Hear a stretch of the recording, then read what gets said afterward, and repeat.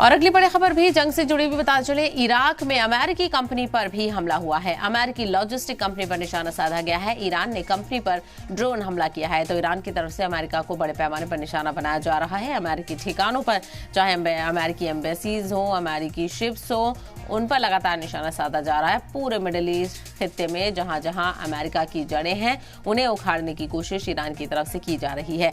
तो जंग अपने 8वें मरहले पर पहुंच चुकी है, यानी 8वां दिन इस जंग का है और लगातार हमले ईरान की तरफ से जारी हैं।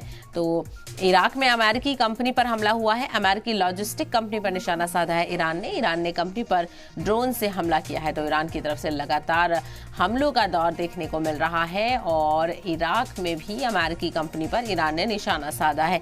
तो बहरीन से लेकर लेबनान, यूएई तक में भी ईरान की तरफ से अमेरिकी ठिकानों को निशाना बनाया जा रहा है। इराक में भी अमेरिकी कंपनी पर हमला ईरान ने किया है। अमेरिकी लॉजिस्टिक कंपनी थी जिस पर यह हमला किया गया है। ईरान ने कंपनी पर ड्रोन से हमला किया है।